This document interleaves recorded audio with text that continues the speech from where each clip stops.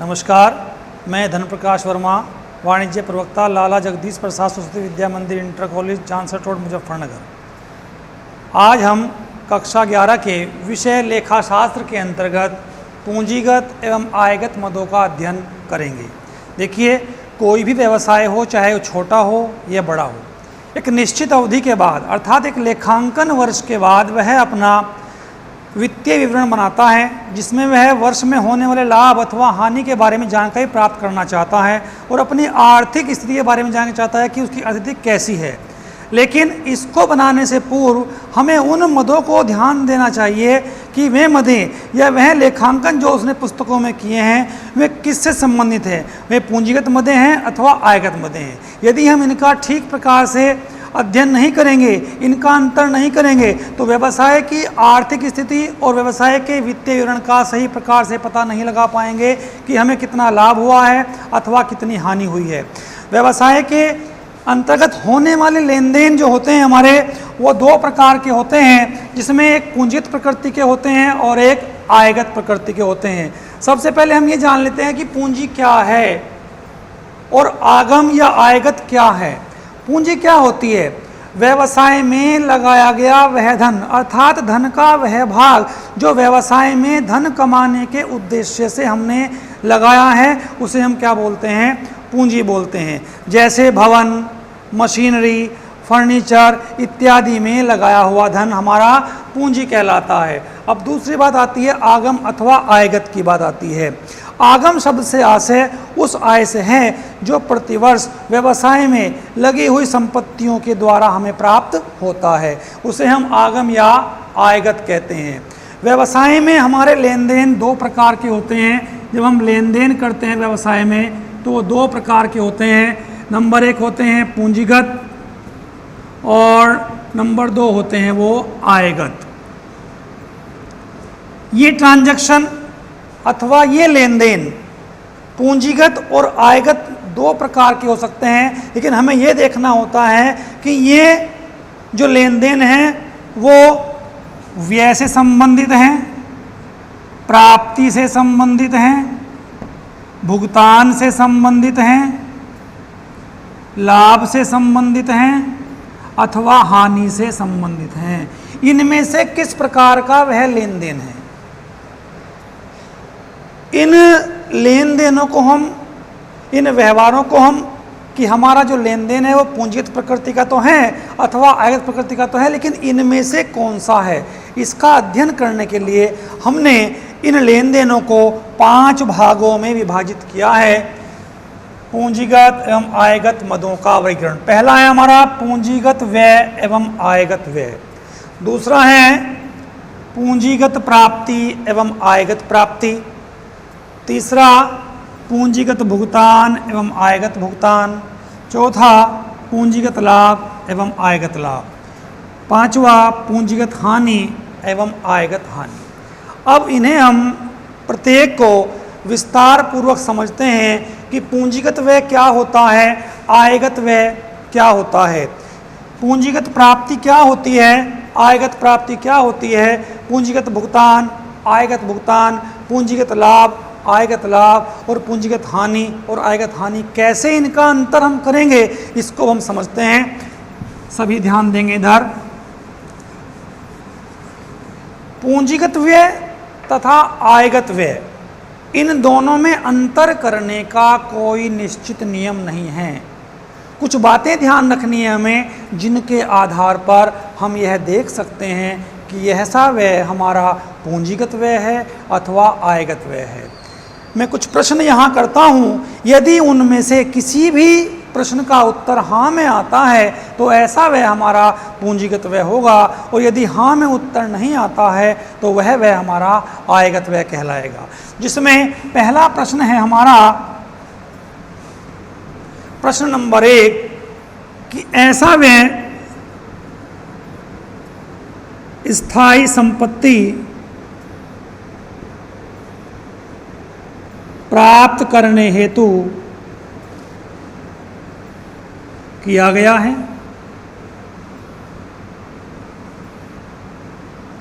Number 2, ऐसा व्यय व्यापार की लाभार्जन क्षमता को बढ़ाने के लिए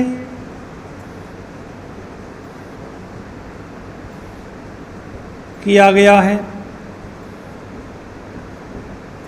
और नंबर 3 आता है कि ऐसा व्यय किसी स्थायी संपत्ति में वृद्धि करने के लिए किया गया है। चौथा प्रश्न मैं करता हूं यहां पर कि ऐसा में व्यवसाय हेतु धन अर्थात पूंजी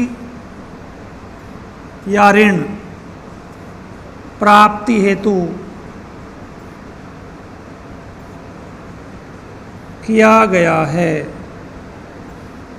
इसके साथ साथ हम देखते हैं कि ऐसा व्यय फर्म यानी व्यवसाय के विकास हेतु किया गया है। इसके साथ साथ हम एक और प्रश्न लेते हैं कि ऐसा व्यय व्यवसाय की स्थापना के लिए किया गया है।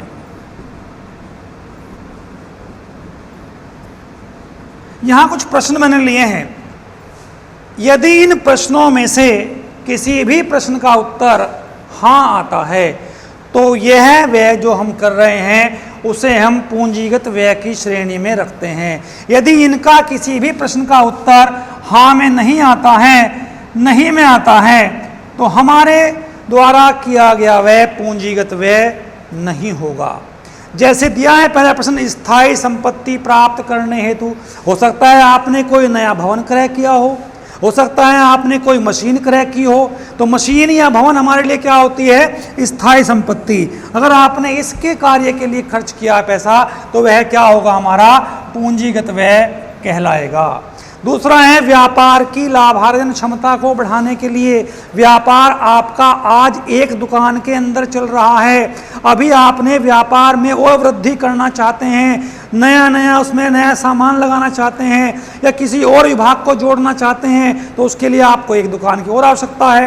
तो आप व्यापार की लाभार्जन को बढ़ाने के लिए एक नई दुकान और खरीदना चाहते हैं, तो ऐसा व्यय भी क्या होता है? हमारा पूंजीगत व्यय होगा। इसके बाद आता है स्थायी संपत्ति में वृद्धि करने के लिए। आपने क्या किया? आपके पास पहले से ही भवन है, उसमें आपने एक कमरा और बना दिया। यदि आपने एक कमरा और बनाया है तो स्थायी भवन जो आपका था उसमें वृद्धि हो जाती है, उसका क्षेत्र बढ़ जाता है, तो वह भी हमारा व्यय कौन सा होता है? पूंजीगत व्यय होता है। व्यवसाय हेतु धन, यदि आपने कहीं से ऋण प्राप्त किया है या अंशों का निर्गमन किया है, धन प्राप्त किया है, तो उसके संबंध में होने वाला व्यय भी हमारा कौन सा व्यय होता है? पूंजीगत व्यय कहलाता है। फर्म का विकास कार्य किया है आपने या व्यवसाय की स्थापना करने के लिए खर्च कर रहे हैं, यदि इसमें से आपका उत्तर हाँ आता है तो वह आपका पूंजीगत व्यय होगा, अन्यथा आपका वह व्यय पूंजीगत व्यय नहीं होगा। पूंजीगत व्यय का निर्धारण करने के बाद अब हम देखते हैं कि पूंजीगत व्यय में विशेषताएं कौन कौन सी होती हैं, ताकि हम उनको आसानी से पहचान कर सकें कि वह कौन कौन सा व्यय ऐसा है जो पूंजीगत व्यय होता है। इसमें हम देखते हैं नंबर 1,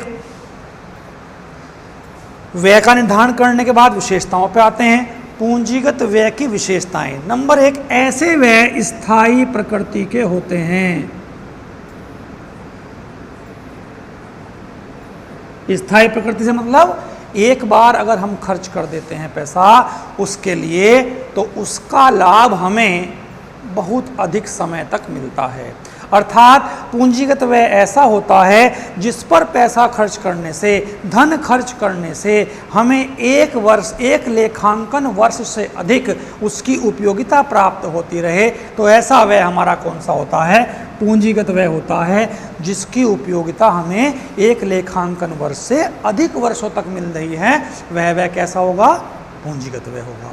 अब पहली विशेषता भी इसकी यही है, स्थायी प्रकृति, यानी कि ऐसा जो व्यय होता है वो स्थायी प्रकृति का है, उसकी जो उपयोगिता मिल रही है आपको एक से अधिक वर्षों के लिए मिल रही है।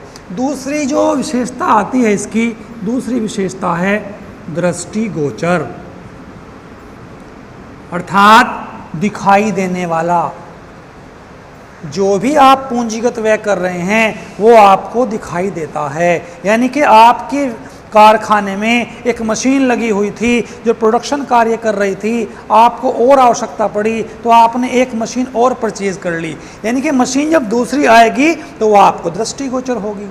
आपने व्यवसाय के लिए कोई वाहन क्रय कर लिया जिससे आपका आवागमन सही हो गया, जिससे आपके लिए जो माल का लान ले जाना था उसमें सुविधा हो गई, तो वह भी आपको दृष्टिगोचर होगा। यानी कि जो इस प्रकार के व्यय होते हैं पूंजीगत व्यय, वे हमें दृष्टिगोचर होते हैं। इसके बाद आता है हमारा कभी कभी होने वाले व्यय।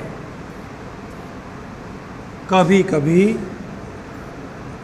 होने वाले व्यय, पूंजीगत व्यय जो होते हैं वो कभी कभी होते हैं, वर्ष पर्यंत नहीं होते कि पूरे साल भर उनको हम करते ही रहते हैं।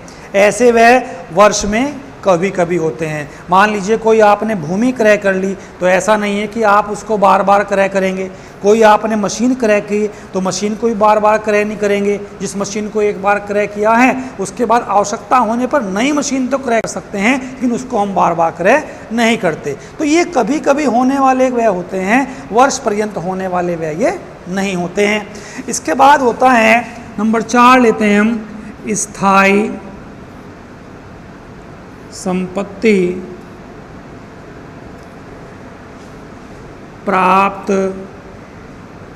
करने के लिए।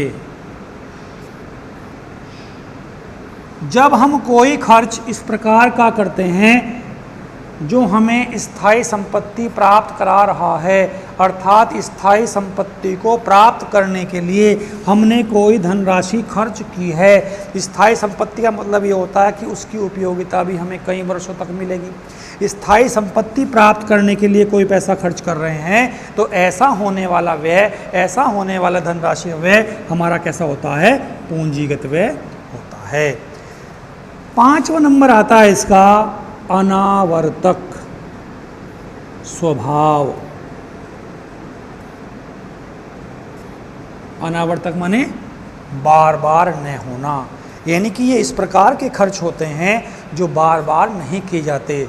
एक बार कर दिया वर्ष में तो पता लगा अगले साल नंबर आ रहा है, या अगले साल भी नंबर नहीं आया, 2 साल बाद नंबर आ रहा है। यानी कि खर्चे बार बार नहीं होते, इनकी आवर्ती नहीं होती हैं, ये अनावर्तक स्वभाव के होते हैं। नंबर 1 नेक्स्ट आता है आपका चिट्ठे के संपत्ति पक्ष में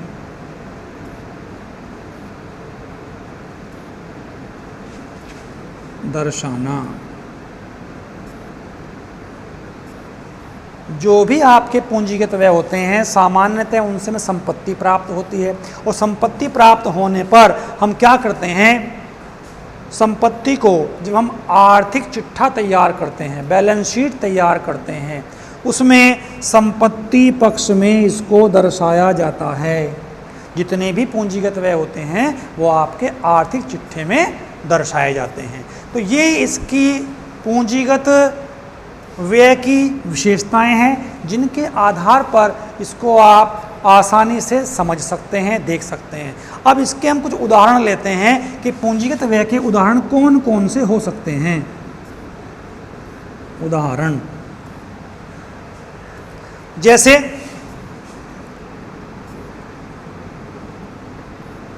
मशीन, भूमि, भवन का क्रय।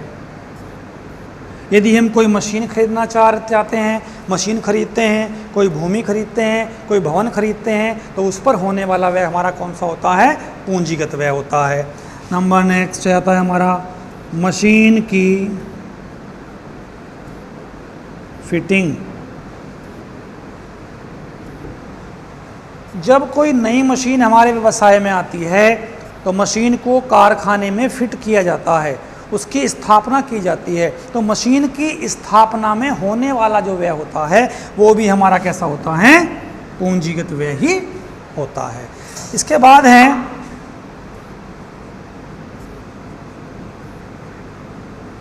आविष्कार पर व्यय।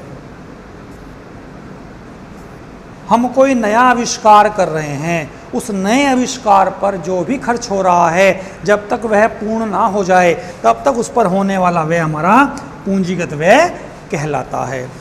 इसके बाद हम लेते हैं कोई एग्जांपल और लेते हैं स्थायी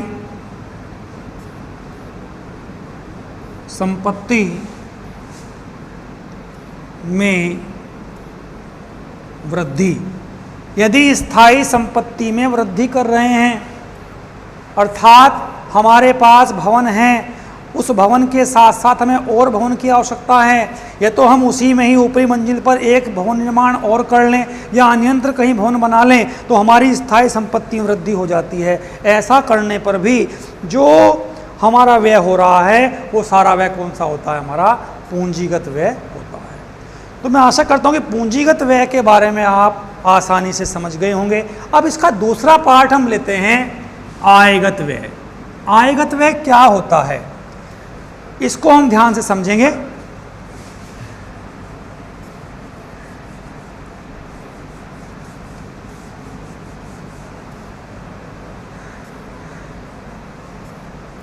सबसे पहले जानते हैं कि आयगत व्यय होता क्या है। आयगत व्यय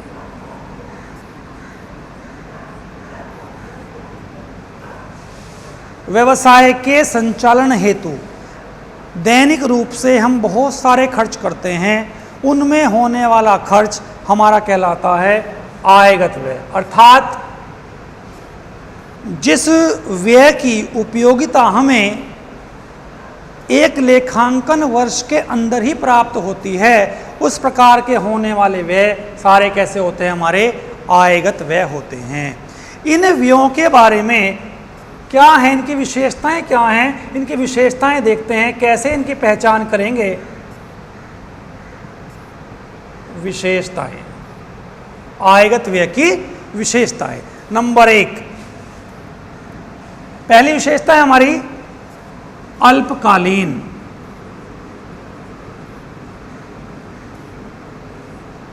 इनकी उपयोगिता अल्पकालीन होती है, अर्थात कम समय के लिए होती है। यानी कि एक लेखांकन वर्ष के लिए ही हमें इनकी उपयोगिता प्राप्त होती है, एक लेखांकन वर्ष से ज़्यादा के लिए उपयोगिता प्राप्त नहीं होती, इसलिए इनको आयगत व्यय की श्रेणी में रखा गया है। दूसरा आता है इसमें वर्ष पर्यंत होना, अर्थात ऐसे व्यय पूरे वर्ष भर चलते रहते हैं, एक निश्चित अवधि के बाद इनको करते रहना पड़ता है। जैसे मान लीजिए वेतन देना है कर्मचारियों को तो मासिक वेतन दिया जाएगा, किराया देना है भवन का तो वो भी मासिक देना पड़ेगा। इसके अलावा बहुत से खर्च ऐसे होते हैं जो दैनिक रूप से हमें करने पड़ते हैं, तो आयगत व्यय हमारे वो होते हैं जो हमारे वर्ष भर लगातार चलते रहते हैं। अर्थात नंबर 3 में लेंगे आवर्तक स्वभाव।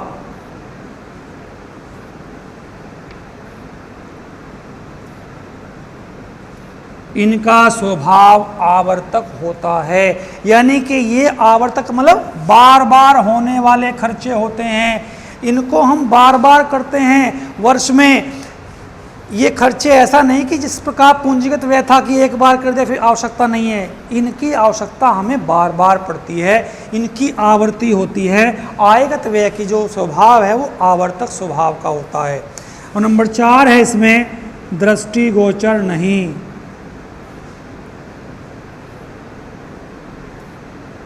इस प्रकार के व्यय दृष्टिगोचर नहीं होते हैं, दिखाई ना देने वाले होते हैं। इसके बाद है हमारा लाभ हानि खाते में लिखना। जितने भी आयगत व्यय होते हैं इन सभी व्ययों को लाभ हानि खाते के डेबिट पक्ष में लिखा जाता है। और लाभ हानि खाता जो बनता है एक लेखांकन वर्ष का बनता है। तो ये सारे जो हमारे खर्चे हैं, जो आयगत प्रकृति के खर्चे होते हैं, यानी कि रिवेन्यू एक्सपेंडिचर जो होते हैं हमारे, वो सब के सब एक ही लेखांकन वर्ष के होते हैं। अब इसके हम उदाहरण लेते हैं कि कौन कौन से हो सकते हैं, कैसे पहचान करेंगे कौन कौन से हैं। जैसे व्यवसाय में प्रतिदिन मान लीजिए डाक जा रही है, तो डाक व्यय, या महीने में 2 बार 4 बार डाक जाती हैं, तो उस पर होने वाला व्यय डाक व्यय क्या है हमारा, आयगत व्यय है। कर्मचारियों को दिया जाने वाला वेतन, किसी संपत्ति को प्रयोग करने का किराया, अपने व्यवसाय के लिए किसी व्यक्ति की हमने सहायता ली है, अपना माल बिकवाया है उससे, उसे हम कमीशन दे रहे हैं, तो कमीशन। जो इस प्रकार के व्यय हैं ये सामान्यतः दैनिक रूप से हम करते हैं। इसके साथ साथ और क्या हो सकते हैं, व्यवसाय में प्रयुक्त संपत्ति की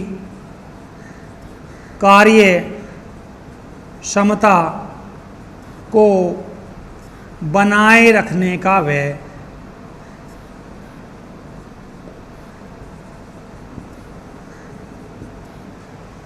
जो संपत्ति प्रयोग हो रही है, संपत्ति जैसे मान लो मशीनरी यूज़ हो रही है, उसमें कोई कमी आई, उसकी मरम्मत का व्यय हो सकता है, उसमें ग्रीसिंग का व्यय हो सकता है, तो उसकी कार्य क्षमता को बनाए रखने के लिए जो भी व्यय हम कर रहे हैं वो सारे के सारे क्या कहलाते हैं, हमारे आयगत व्यय कहलाते हैं। इसके साथ साथ कोई वैधानिक व्यय भी हो सकता है।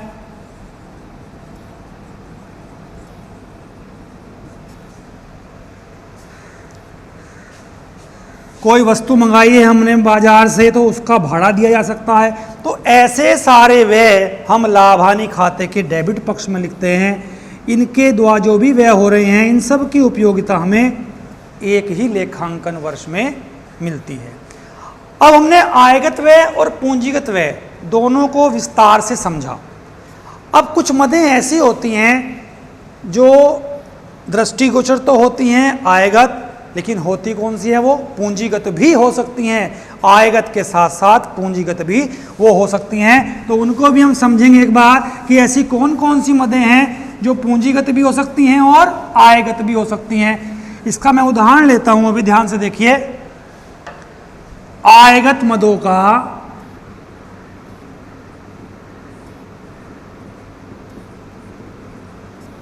पूंजीगत होना।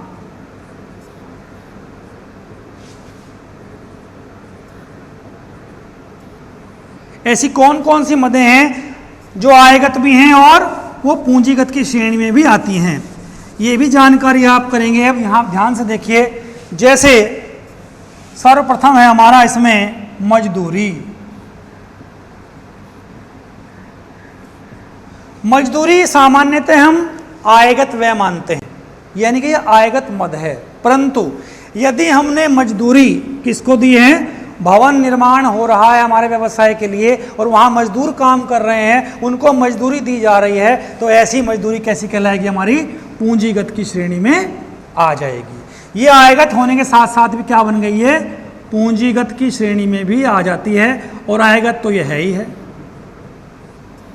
दूसरा इसमें आता है भाड़ा। सामान्यतः व्यवसाय में जो भी दैनिक बिक्री हेतु माल मंगाते हैं या अन्य वस्तु मंगाते हैं, उस पर भाड़ा दिया जाता है। तो भाड़ा हमारा क्या हुआ, आयगत।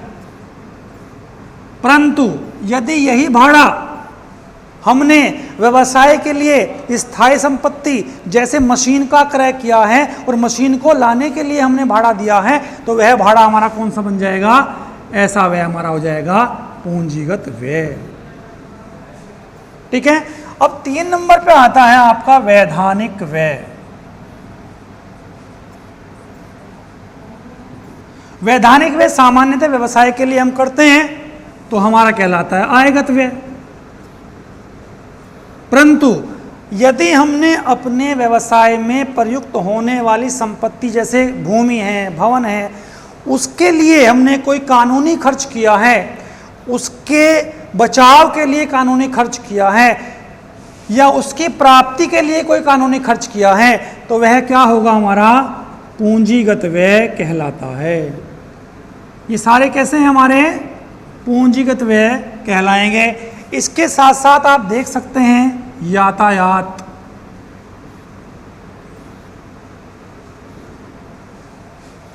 यदि व्यवसाय में आप कहीं यात्रा करने के लिए जा रहे हैं, अपना माल कहीं से कहीं भेज रहे हैं या अन्य कोई कार्य के लिए ट्रैवल एक्सपेंसेस कर रहे हैं, तो वो आयगत व्यय है। परंतु यदि आपने स्थायी संपत्ति जैसे मशीनरी को मंगाया है बाहर से, तो उसके लाने में जो यात्रा व्यय हुआ है वो हमारा कौन सा होगा? पूंजीगत व्यय होगा। अथवा भवन निर्माण के लिए जो आपने सामग्री मंगाई है उस पर होने वाला व्यय भी कौन सा होगा? आपका पूंजीगत व्यय होगा। और नंबर 5 आता है इसमें विज्ञापन। विज्ञापन अगर हमने छोटी धनराशि व्यय की है तो वो आयगत होता है, सामान्यतः आयगत ही होता है। परंतु अगर हमने विज्ञापन ऐसा किया है जैसे कोई नई कंपनी स्टार्ट होती है, नया व्यवसाय स्टार्ट होता है जिसका लाभ हमें 1 वर्ष से अधिक वर्षों तक मिलता है, तो ऐसा व्यय हमारा पूंजीगत व्यय की श्रेणी में आ जाता है। ठीक है। इस प्रकार से हमारे कुछ आयगत मदें थी जिनको हमने पूंजीगत मदों के रूप में भी जाना। अब हमारा पहला टॉपिक पूरा हो जाता है पूंजीगत एवं आयगत मदों का। इसका मैं एक एग्जांपल लेता हूं, उदाहरण लेके हम समझते हैं इसको। उदाहरण क्या है? मशीन क्रय की ₹50,000, मशीन की स्थापना का व्यय ₹1,000। देखिए मशीन क्रय कर रहे हैं, ये स्थायी संपत्ति है, तो इस पर होने वाला व्यय पूंजीगत व्यय होगा और इसकी स्थापना का व्यय भी पूंजीगत व्यय होगा, क्योंकि ऐसे व्यय केवल एक बार किए जाते हैं, बार बार नहीं किए जाते। इसके साथ साथ हम देखते हैं व्यवसाय हेतु माल मंगाने पर दिया गया भाड़ा ₹500। ये हमने व्यवसाय के लिए माल मंगाया, बिक्री के उद्देश्य से माल मंगाया है, तो ये भाड़ा कौन सा होगा? हमारा आयगत होगा। अब इसके बाद हम आगे चलते हैं दूसरे टॉपिक पर अपने। अब इसके बाद हमारा टॉपिक आता है पूंजीगत प्राप्ति।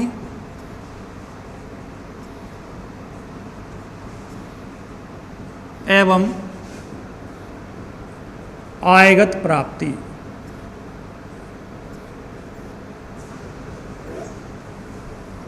पूंजीगत प्राप्ति क्या होती है? देखिए व्यवसाय में जब हमें कुछ ऐसी प्राप्तियां होती हैं जो सामान्यतः ऋण के रूप में या पूंजी के रूप में प्राप्त होती हैं। जैसे कंपनी ने अंशों का निर्गमन किया, अंशों का निर्गमन किया है अथवा ऋण पत्रों का निर्गमन किया, तो इनके द्वारा कंपनी को पूंजी प्राप्त होगी। तो अंशों द्वारा निर्गमन पूंजी अंश पूंजी कहलाती है और ये हमारा होता है ऋण।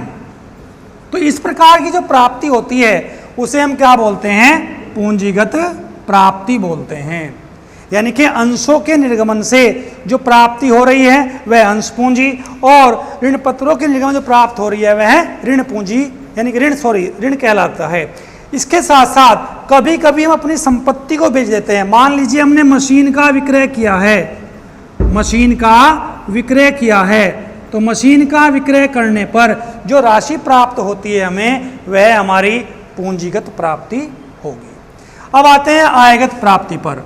वर्ष पर्यंत हम कार्य करते हैं, व्यवसाय में माल बेचते हैं या अन्य प्राप्ति हमें हो रही है। मान लीजिए वर्ष भर कार्य करने के साथ साथ हमने माल का विक्रय किया है या हमने अपने भवन का एक पार्ट किसी को किराए पर दिया हुआ है, वहाँ से हमें किराया प्राप्त हो रहा है, किराया प्राप्त हमें हुआ है, अथवा हमने किसी के लिए कोई सेवा कार्य किया है, वहाँ से हमें कमीशन प्राप्त हुआ है। तो इस प्रकार की प्राप्ति जो होगी हमारी, वो कौन सी होगी?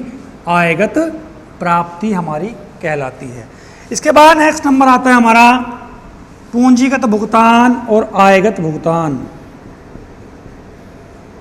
पूंजीगत भुगतान तथा आयगत भुगतान। पूंजीगत भुगतान क्या है? व्यवसाय के लिए जब भी हम कोई स्थायी संपत्ति क्रय कर रहे हैं तो उस समय होने वाला व्यय पूंजीगत व्यय कहलाता है। मान लीजिए हमने मशीन क्रय की, मशीन क्रय की कितने रुपए की?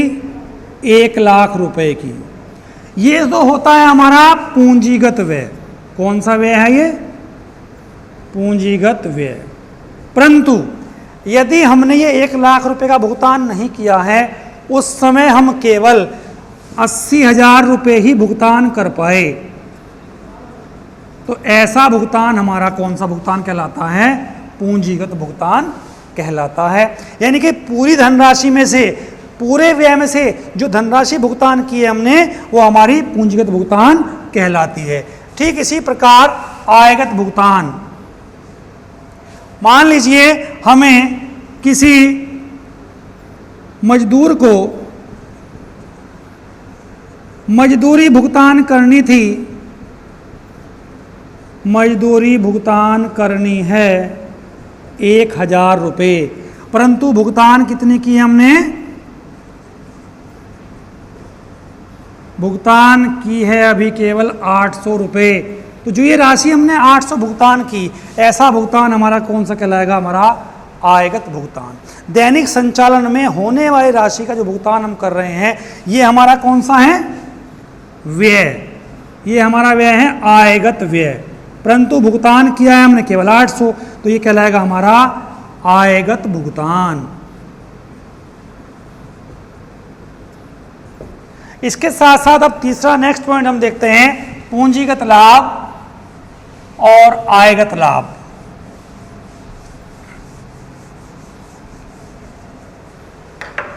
पूंजीगत लाभ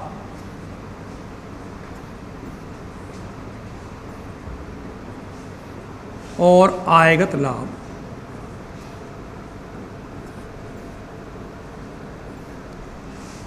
मान लीजिए किसी संपत्ति का पुस्तक मूल्य मशीन का मूल्य कितना है? 10,000 रुपये। इसका विक्रय मूल्य कितना है?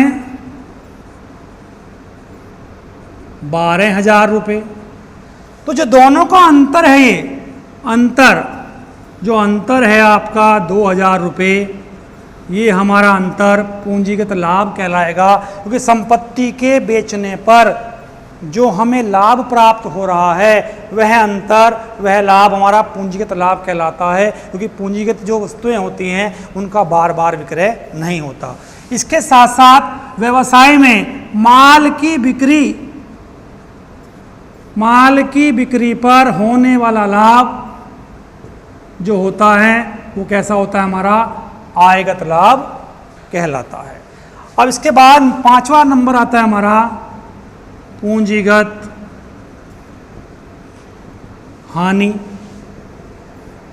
और आयगत हानि।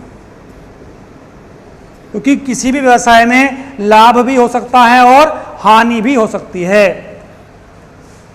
पूंजीगत हानि से तात्पर्य उस हानि से होता है जब हम व्यवसाय में स्थायी संपत्ति को उसके पुस्तक मूल्य से कम मूल्य पर बेचते हैं। जैसे किसी मशीन का पुस्तक मूल्य